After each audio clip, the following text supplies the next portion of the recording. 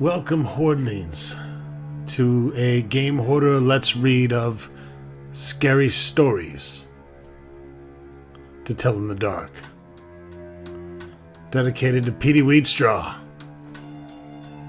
Came up with this brilliant idea for me to read some scary stories for Ronstocktober. And I figured, why not use these that I grew up on? They were created by Alvin Schwartz and illustrated by Stephen Gamble and Brett Hellquist in the 2011 edition. They've had several reprints. The publication date ranges from 1981 to 1991. That means I was 3-4 years old. I'm not sure that's when I first read them, but I'm going to read them to you now. The first book is just Scary Stories to Tell in the Dark, but there was 2 more publications. There was More Scary Stories to Tell in the Dark in 1984, and Scary Story 3, More Tales to Chill Your Bones in 1991. And there's actually a 4th version out that I keep seeing Facebook ads for. It's not by the same author, but it's by a big fan.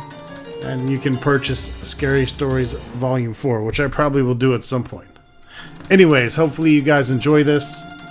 Let's get on to the scary stories.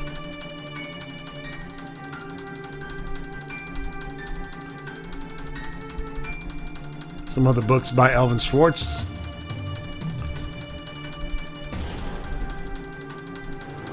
Scholastic, New York, Toronto, London, Auckland, Sydney. We'll go ahead and read the foreword.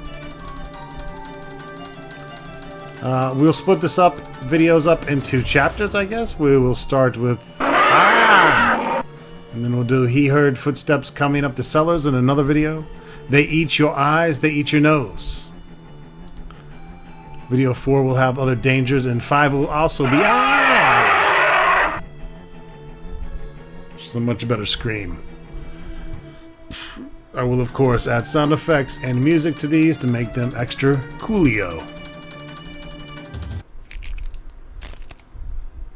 Strange and scary things. Pioneers used to entertain themselves by telling scary stories. At night they might gather in somebody's cabin or around a fire and see who could scare the others the most.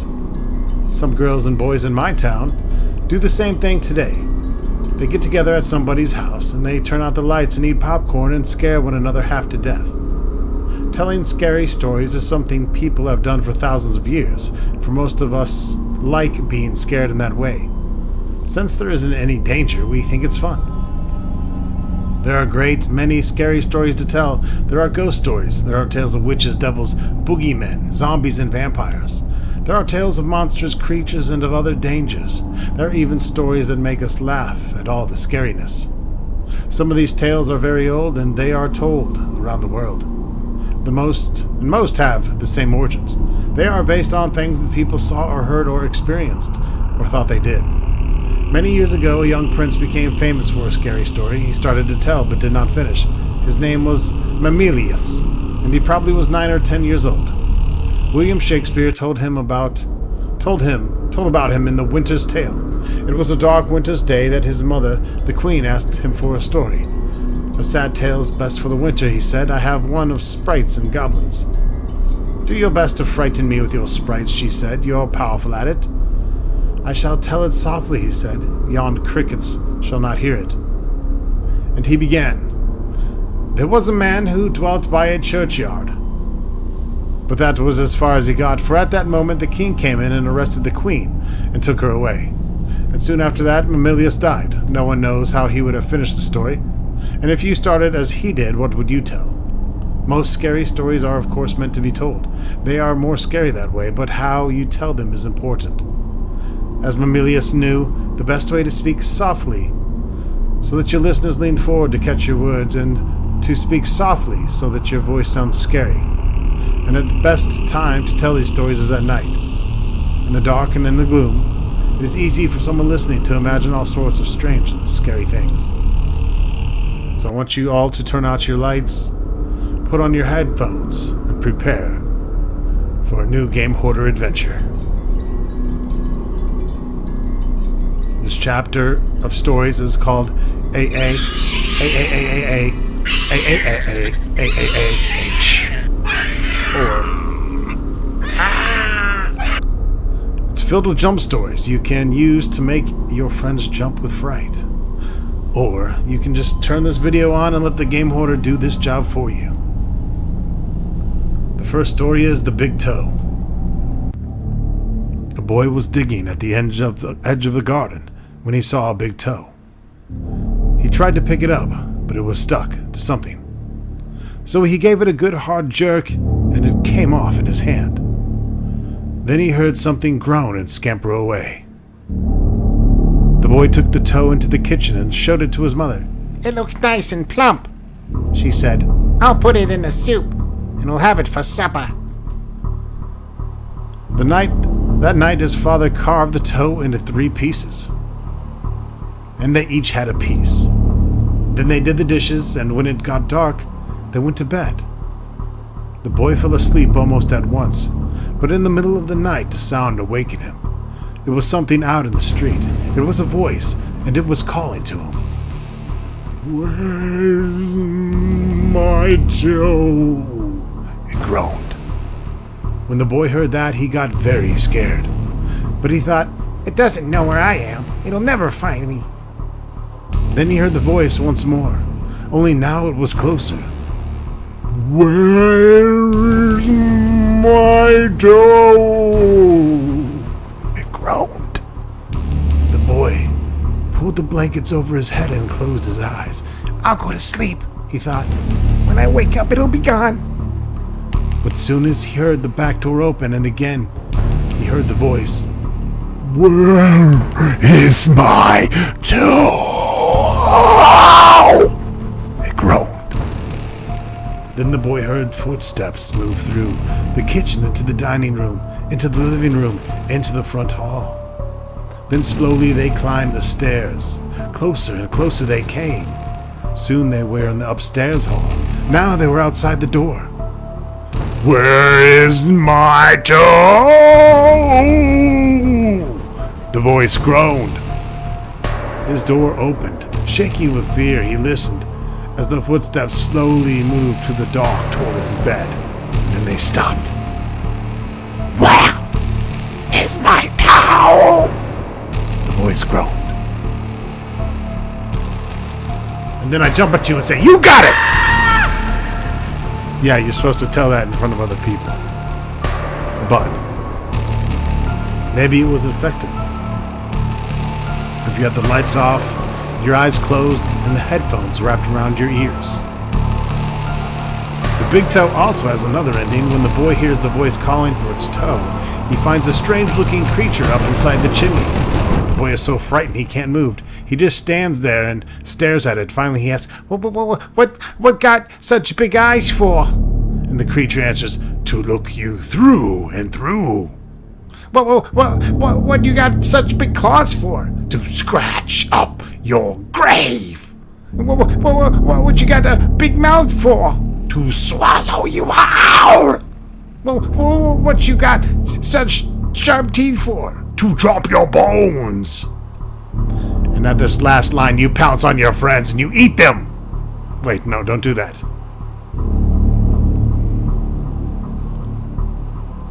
This next story is entitled The Walk. My uncle was walking down a lonely dirt road one day. He came upon a man who was also walking down that road. The man looked at my uncle, and my uncle looked at that man. The man was scared of my uncle, and my uncle was scared of that man. But they kept walking, and it began to get dark. The man looked at my uncle, and my uncle looked at the man. The man was very scared of my uncle, and my uncle was very scared of the man. But they kept walking, and they came to a big woods, and it was getting darker.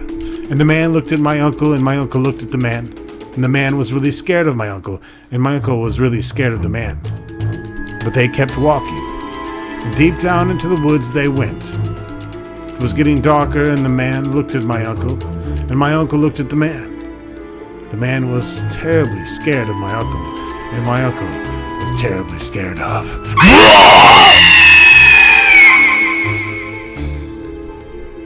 Make sure you turn your monitor off for these.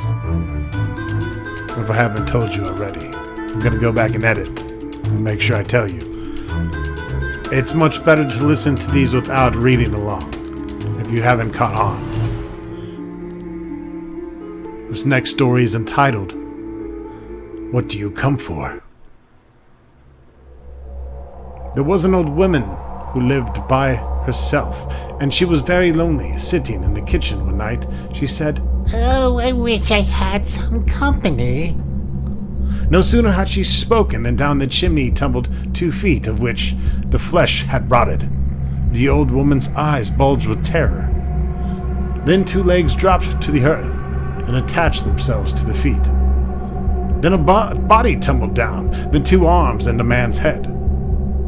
As the old woman watched, the parts came together into a great gangling man. The man danced around and around the room faster and faster as he went. And then he stopped, and he looked into her eyes. What do you come for? She asked in a small voice that shivered and shook. What do I come for? He said. I come for you! And I gotta stamp my foot and jump at somebody nearby, but I'm not gonna do that because my wifey is sleeping downstairs. And I'm trying to tell scary stories, not get my butt kicked. This is a pretty famous, I guess. It made it into the movie. They did a movie for Scary Stories, and I believe they've even talked about doing a second one, or it's definitely confirmed. But in 2019, they came out with a Scary Story movie. It's directed by Andre Ovredal and Guillermo del Toro. And I went and saw it, and I actually did a review on my friend's brother YouTube channel. And yeah, so that I'm pretty sure I linked it on my own channel as well. But anyways, it was a pretty good movie, but it's hard to live up to these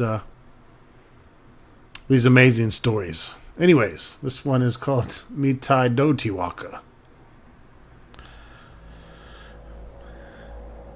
There was a haunted house where every night a bloody head fell down a chimney. At least that's what the people said. Nobody would stay there overnight. Then a rich man offered $200 to whoever would do it, and this boy said he would try if he could have his dog with him. So it was all settled. The very next night, the boy went to the house with his dog. To make it more cheerful, he started a fire in the fireplace, and then he sat in front of the fire and waited, and his dog waited with him. For a while, nothing happened, but after midnight, he heard someone singing softly and sadly off in the woods. And the singing sounded something like this. Mitai Doti Waka. It sounded just like somebody singing, the boy told himself, but he was frightened. And then his dog answered the song softly and sadly, and it sang, Linchy, kinchy, golly, mongy, dingo, dingo. The boy could not believe his ears. The dog had never uttered a word before. Then a few minutes later he heard the singing again. Now it was closer and louder, but the words were the same. Mitai Doti Waka. This time the boy tried to stop his dog from answering. He was afraid that whoever was singing would hear it and come after them. But his dog paid no attention, and again it sang, Linchy, kinchy, golly, mongy, dingo, dingo. A half hour later the boy heard the singing again. Now it was in his backyard, and the song was the same. Mitai Doti Waka. Again the boy tried to keep his dog quiet, but the dog sang out louder than ever. Linchy, kinchy, golly, molly, dingo, dingo. Soon the boy heard the singing again. Now it was coming down the chimney. Mitai Doti Waka. And the dog sang right back. Linchy, kinchy, golly, molly, dingo, dingo. Suddenly a bloody head fell out of the chimney. It missed the fire and landed right next to the dog. The dog took one look and fell over dead from fright. The head turned and stared at the boy. Slowly it opened its mouth. And...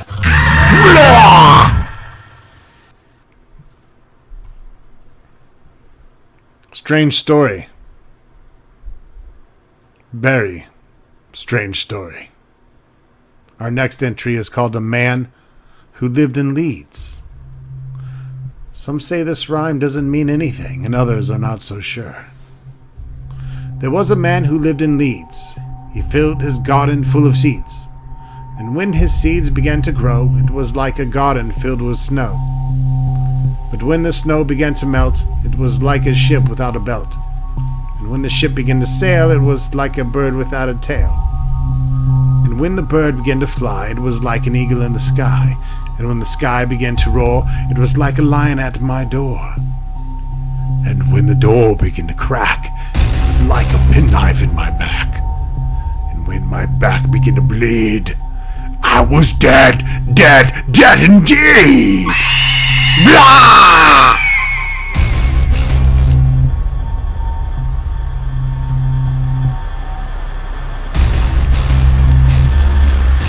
This is like a song.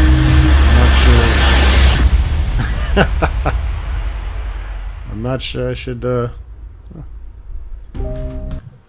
Alright. I don't really read music, but I write my own. So here we go with the old woman, all skin and bone.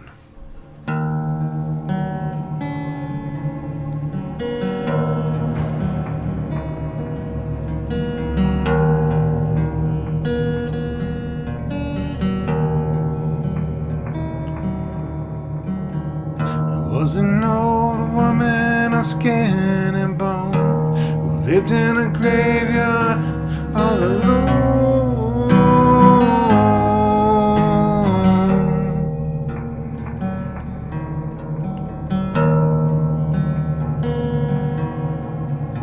She thought she'd go to church one day to hear the parson preaching prayer.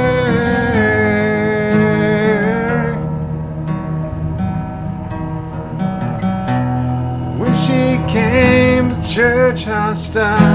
She thought she'd stop and rest a while.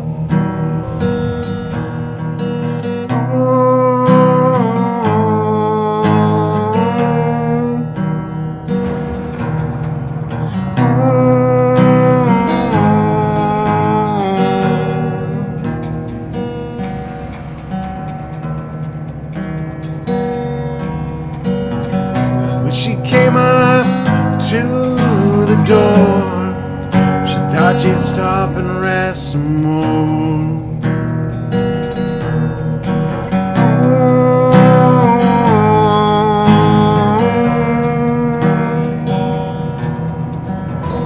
When she turned and looked around, she saw a corpse upon the ground.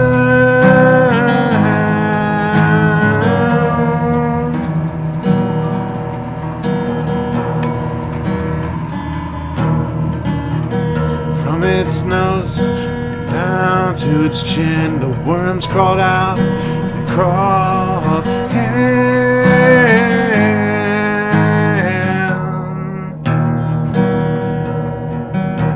The woman to the preacher said, shall I look like that when I am dead?